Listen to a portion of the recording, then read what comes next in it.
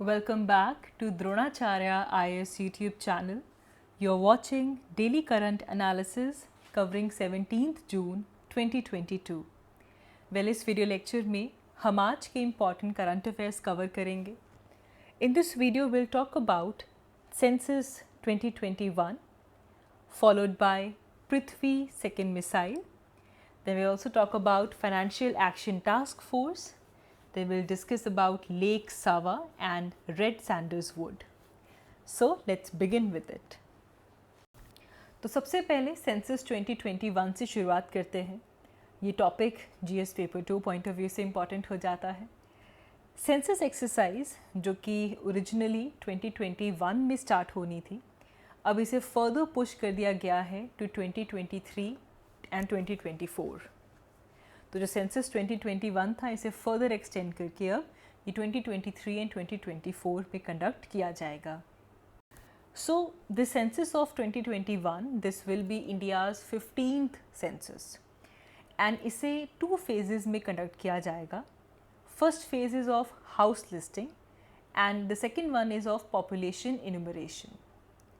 And इस census में पहली बार इवन पब्लिक को सेल्फ इन्यूमरेशन की जो फैसिलिटी है वो भी प्रोवाइड की जाएगी. And for the first time census 2021 will use mobile app for data collection. Apart from allowing the provision of online self enumeration and home visit by the enumerators for collecting the census data, it will continue as it was done in the past. Online self enumeration के साथ साथ जो home visits होती हैं by the इन्यूमरेटर्स वो भी होंगी to collect the census data. Now census 2021 आज हम इसलिए डिस्कस कर रहे हैं क्योंकि जो कि 2021 में होने वाला था अब इसे पुश कर दिया गया है 2023 and 2024. So what are the reasons for the cause of this delay? तो यहाँ पे सबसे बड़ा रीज़न आता है कोविड-19 पैंडमिक. कोविड-19 पैंडमिक की वजह से इस सेंसस की जो डेडलाइन है इसे फर्दर एक्सटेंड किया गया है. That is one of the important factors. इसके अलावा हर एक सेंसस से पहले स्टेट्स को इंफॉर्मेशन प्रोवाइड करनी होती है about the number of notified districts, villages and towns and some other administrative units, जैसे कि कितनी तहसील्स हैं, तालुकास, पुलिस स्टेशंस, इन सब की जो इंफॉर्मेशन है कि क्या क्या चेंजेस किए हैं in terms of the number of all this has to be provided to registrar general of India. And also यहाँ पे जो एडमिनिस्ट्रेटिव यूनिट्स हैं इनकी जो बाउंड्री लिमिट्स होती हैं इनको भी फ्रीज़ करना होता है. And this has to be freeze at least 3 months prior. ये एक प्री रिक्विजिट है सेंसस का कि सेंसस कंडक्ट करने से पहले 3 महीने कम से कम हो चुके होने चाहिए for the boundary limits to be freeze down. And जो ऑफिस ऑफ रजिस्ट्रार जनरल है इंडिया का, they have extended the deadline for freezing the administrative boundaries to December 31st, 2022. तो जब फ्रीजिंग की जो डेडलाइन है, एडमिनिस्ट्रेटिव बाउंड्रीज़ की जो फ्रीजिंग होगी उसकी डेडलाइन को एक्सटेंड कर दिया गया है December 31st, 2022 तक. तो इसकी वजह से भी सेंसस नहीं हो सकता बिकॉज कम से कम 3 महीने पहले फ्रीजिंग हो जानी चाहिए. एंड ये भी एक वजह है जिसके कारण जो सेंसस है 2021 का इससे डिले किया गया है. So India will soon begin the preparation for what is called as world's largest head count exercise. And इस सेंसस के अंदर बेसिकली हमारी कंट्री की जो पॉपुलेशन है इसकी न्यूमरेशन की जाती है and it is always conducted at an interval of 10 years.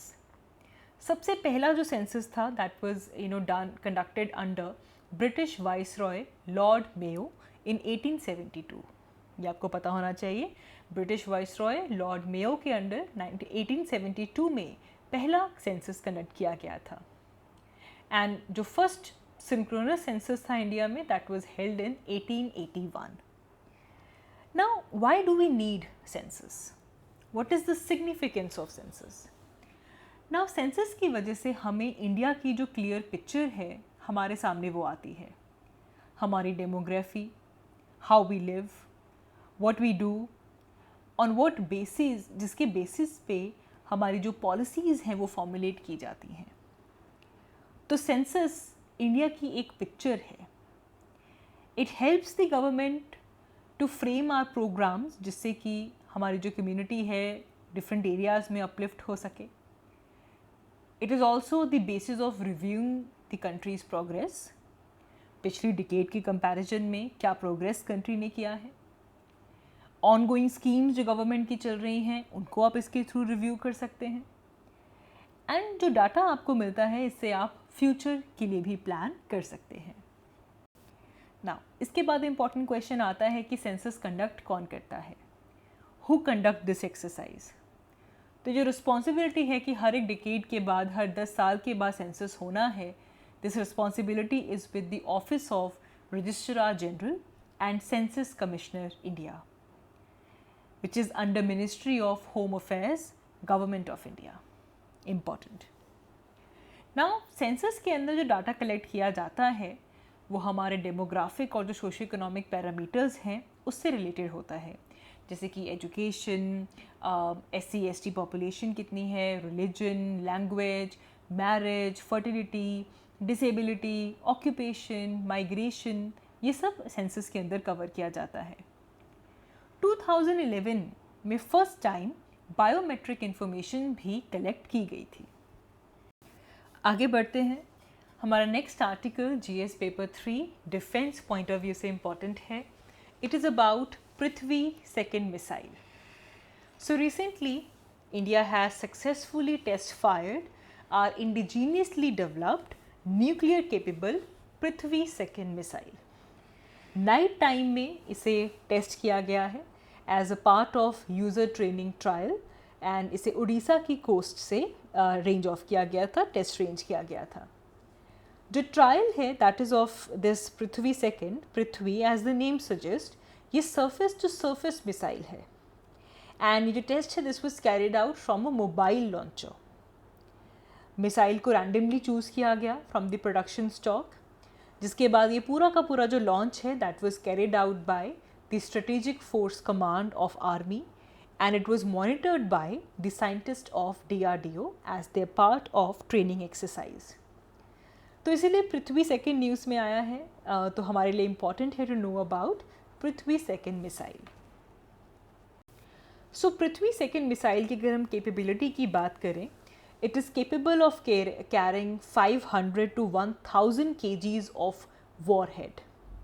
And Prithvi second missile, it is powered by a liquid propulsion twin engine. इसकी जो स्ट्राइक रेंज है दैट इज़ ऑफ 350 किलोमीटर्स। इस missile के अंदर एक प्रूवन सिस्टम है and it is capable of striking the targets with very high degree of precision. It's a state of art missile. इसमें एक एडवांस इनर्शियल गाइडेंस सिस्टम है जिसे ये यूज़ करती है, जिससे कि ये अपनी जो ट्रेजेक्ट्री है उससे मैन्यूवर करती है so that it can hit it's target. Prithvi second की अगर इंडक्शन देखें तो पहली बार इसे 1996 में टेस्ट किया गया था, जिसके बाद 2003 में इसे इंडियन आर्मी के अंदर इंडक्ट किया गया। It was one of the first missiles that was developed by government of India's integrated guided missile development program. Then we have पृथ्वी 1. पृथ्वी 1 तो 1988 में लॉन्च की गई थी। Then Prithvi 1 was a single stage liquid fueled missile. Prithvi surface to surface missile है and it has this range of 150 kilometers and it has this mounting capability of 1000 kgs. And then it was inducted in Indian Army in 1994. Now as it says कि जो पृथ्वी है it is part of integrated guided missile development program, तो हमें इसके बारे में और भी पता होना चाहिए।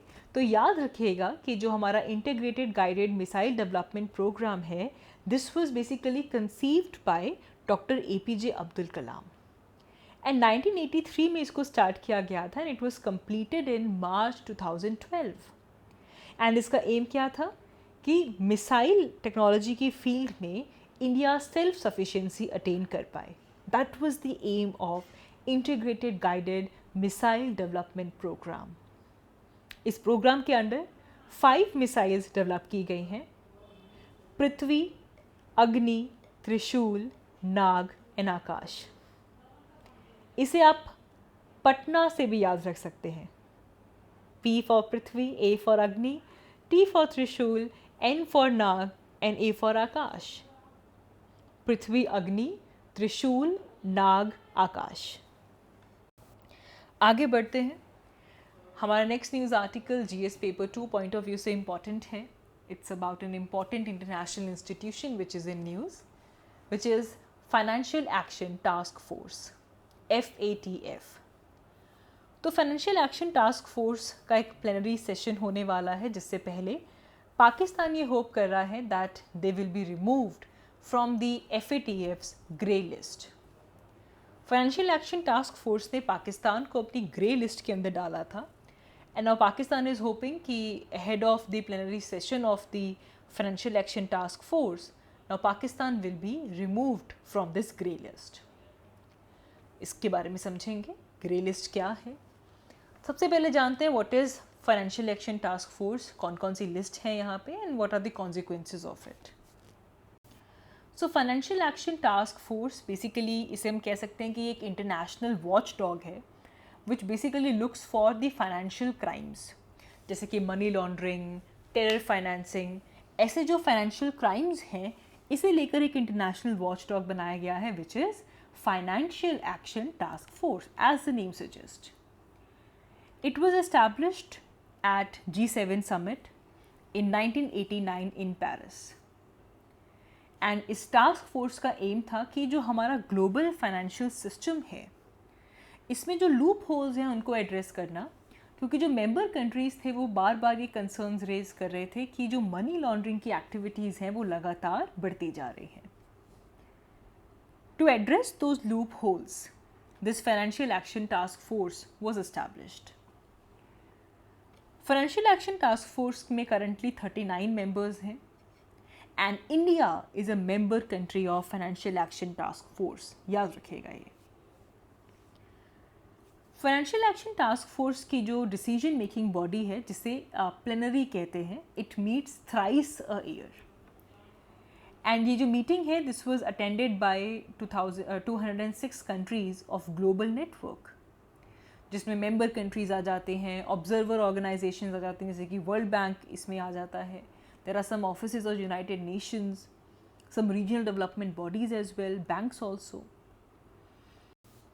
सो basically financial action task force countries के लिए कुछ स्टैंडर्ड सेट करता है, कुछ रिकमेंडेशंस देता है, ताकि वो अपने अपने फाइनेंशियल सिस्टम्स के जो होल्स हैं उनको प्लग इन कर सकें, and so that the countries can make them less vulnerable to this illegal financial activities. इसे लेकर financial action task force regularly peer reviewed evaluations करता है, जिसे वो म्यूचुअल इवैल्यूएशन कहते हैं, mutual evaluation of the countries.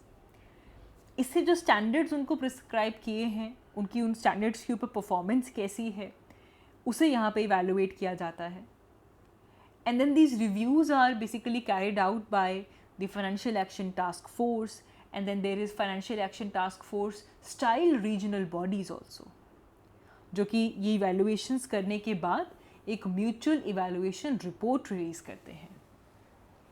ऐसे countries जो कि standards जो कि FATF ने set किए थे, Financial Action Task Force ने जो standards set किए थे, वो countries जो कि उन standards के basis पे perform नहीं करते, उनको एक time bound action plan दिया जाता है।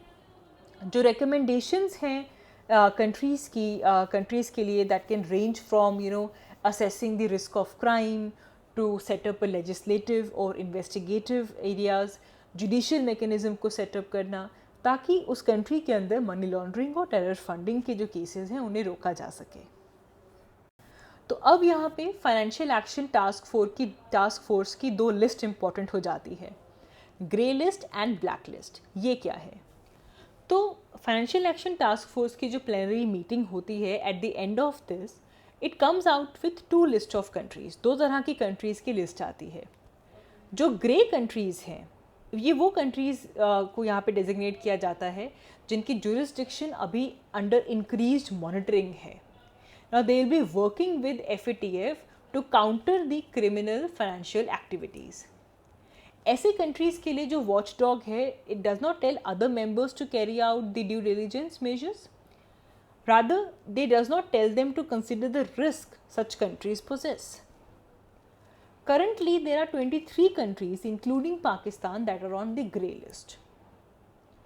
तो वॉच डॉग्स अदर ये जो फाइनेंशियल एक्शन टास्क फोर्स है ये बाकी कंट्रीज़ बाकी मेंबर्स को ये नहीं कहता कि उनको ये डिलीजेंस मेजर्स लेने होंगे, ये सिर्फ वो कंट्रीज़ जो कि इस लिस्ट में हैं उनको अपने इंक्रीज मॉनिटरिंग के अंदर ले आता है. Grey list means jurisdiction under increased monitoring. Now they'll be working with financial action task force. लेकिन जो ब्लैक लिस्ट है it means that जो country है it is at high risk of jurisdiction subject to call for action. ऐसे case में जो countries हैं उनको अपनी considerable deficiencies जो उनके एंटी मनी लॉन्ड्रिंग या फिर काउंटर टेररिस्ट फाइनेंसिंग regimes में जो deficiencies हैं उनको यहाँ पे सॉल्व करना पड़ता है. And the body calls on the members and the non members to apply the enhanced due diligence. Most serious cases में जो मेंबर्स हैं वो अपने काउंटर मेजर्स अप्लाई करते हैं, like they put sanctions on the listed countries. फिलहाल North Korea और Iran इस ब्लैक लिस्ट में प्रेजेंट हैं. What are the consequences of being in this list? देखें, अगर इस लिस्ट जो कि फाइनेंशियल एक्शन टास्क फोर्स की जो लिस्ट है अगर आप इसमें लिस्टेड हैं, जो भी कंट्री लिस्टेड है, it makes it hard for that country to get aid from organisations. किसी कंट्री को IMF, international monetary fund, ADB, Asian development bank, इस तरह की जो ऑर्गेनाइजेशंस हैं इनसे अगर कुछ आपको एड चाहिए तो थोड़ा मुश्किल हो जाता है. It also affects the capital inflow. It kind of affects the FDI inflow as well. Portfolio inflow भी इससे इफ़ेक्ट होती है. आगे बढ़ते हैं. हमारा next news article it's about place in news which is lake Sawa. It's about Iraq's lake Sawa. Lake Sawa Iraq की बहुत ही फेमस और प्रोमिनेंट लेक है. And the first time in its centuries long history lake Sawa has dried up.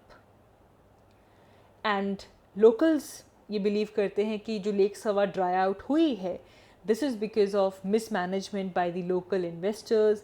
It was because of the Iraq's governments neglect and climate change. तो एक तो आपको पता होना चाहिए कि लेक सवा है कहाँ पे. So lake Sawa is in Iraq and why it is in news because it has recently dried up. So lake Sawa is basically it has a biodiverse wetland. ये जो कैपिटल है इराक की Baghdad के south में एक city है समावा, उसके पास में ये एक वेटलैंड है जिसमें आपको लेक सवा मिलती है. This lake has been formed over the limestone rocks and इसके अंदर जिप्सम फॉर्मेशंस भी स्टडेड हैं. इस लेक में कोई इनलेट नहीं है, कोई आउटलेट नहीं है. इस लेक के अंदर वाटर कैसे आया इसे लेकर there are very mystified experts for centuries. बहुत ही फैंटास्टिकल डिफरेंट फोकलोर्स भी हैं कि इस लेक में पानी कैसे आया. कुछ रिलीजियस टेल्स भी हैं. तो लोकल्स इसको लेकर हिस्टोरिकल फैक्ट भी रिसाइट करते हैं. इसके हिस्टोरिकल लिंक्स भी हैं. Lake Sawa kind of appears in the old Islamic text as well. It is said that कि this lake was miraculously formed on the day when Prophet Muhammad was born in 570 AD. And 2014 में lake सवा को Ramsar site recognise किया गया था. It is an international designation for important wetlands and it basically gain recognition as a rare area which needs protection. आगे बढ़ते हैं. हमारा नेक्स्ट आर्टिकल रेड सैंडलवुड्स के बारे में है. It's a species in news because recently lawyers have questioned the rationale of setting up a special court in Tirupati, Andhra Pradesh to try those who found guilty of smuggling redwood sandals. Why we are talking about smuggling of redwood, red sandalwood? What is so important about it? इसका protection status क्या है? This is what we need to know. It is an important species which is in news. So red sandalwoods, इसका अगर हम scientific name देखें it is called as Pterocarpus santalinus and it is known for its rich hue and it has a lot of therapeutic properties as well. Distribution अगर हम देखें तो ये mainly आपको रॉकी, डिग्रेडेड और जो फेलो लैंड्स होते हैं जहाँ पे रेड सॉइल हो, हॉट एंड ड्राई क्लाइमेट हो, वहाँ पे आपको रेड सैंडलवुड मिलती है। It's an Indian endemic tree species. इसकी जो डिस्ट्रीब्यूशन है ये रिस्ट्रिक्टेड है in eastern Ghats only. Andhra Pradesh में एक there is a tract of forest जहाँ पे आपको रेड सैंडलवुड मिलेगी, मेनली शीशाचलम हिल्स के पास। Red sandalwoods, they have threats, they are facing threat. One threat is of overexploitation, cattle grazing, invasive species and also smuggling. Therefore, अगर हम red sandalwood का protection status देखें, so it is under endangered category of IUCN. IUCN की जो red list है उसमें red sandalwood endangered आती है. CITES, which is Convention on International Trade in Endangered Species of Wild Fauna and Flora, CITES के ये appendix second में list होती है। रेड सैंडलवुड्स की सिग्निफिकेंस काफ़ी ज़्यादा है। सी एशिया में, all across the Asia, particularly China और जापान में रेड सैंडलवुड की डिमांड बहुत ज़्यादा है। इसे कॉस्मेटिक्स में, मेडिसिनल प्रोडक्ट्स में यूज़ किया जाता है। साथ ही में to make furniture, woodcraft and musical instruments भी रेड सैंडलवुड से बनाए जाते हैं। इसकी पॉपुलैरिटी हम यहाँ से देख सकते हैं कि रेड सैंडलवुड का एक ton it basically cost between 50 lakh to 1 crore in international market. So here is the reason why it is smuggled. इसकी ओवर एक्सप्लॉयटेशन की जाती है। That is why it is under endangered category and it is under appendix 2 of CITES. So that is all for this video. Thank you so much for watching. I will see you all in my next one. Thank you.